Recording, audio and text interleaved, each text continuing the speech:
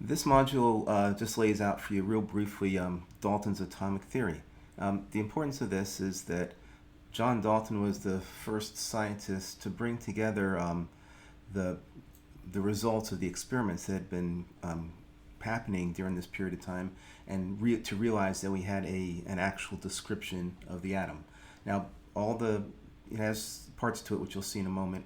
Not all of them have exactly been held up perfectly by our what we know today, but it's pretty good. All right, so basically, what you need to know, you don't have to memorize verbatim these, but just know basically, what they're saying, understand what they're saying, and know what they are. So it has four parts, and he said that each element is comprised of small particles called atoms, right? So if you have a piece of gold, that's an element. Gold is an element, and it's comprised of atoms of gold. So that's the first one. Second part says that all atoms of an element are identical to each other.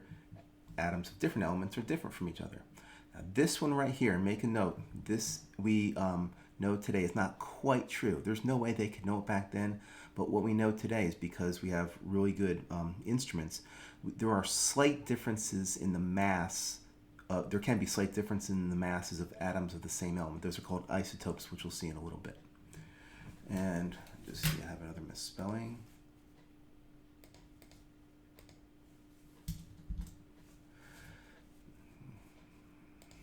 The third part of Dalton's atomic theory says that when you make a compound, when a compound is formed, it's formed by combining atoms of different elements. So take hydrogen atoms and oxygen atoms and you make water, for example. It's all examples of a given compound have the same number of atoms of each of its constituent elements. In other words, we know today that water is H2O, so every molecule of water will have 2 atoms of hydrogen and 1 atom of oxygen.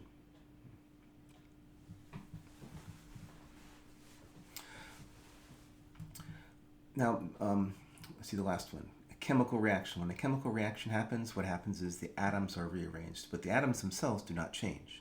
So you can't destroy an atom during a chemical reaction, but you just rearrange them. That's what a chemical change or a chemical reaction is.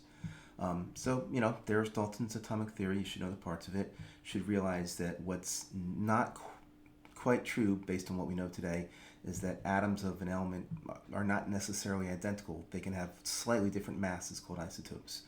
He also thought that atoms were indivisible. He said not only they're small particles, but that's the smallest you could possibly have. And we know that now you can destroy an atom. Of course, it still won't have the same properties of that element. If you take an atom of gold and you break it apart, now it's not gold anymore. But he thought they were indivisible, but not.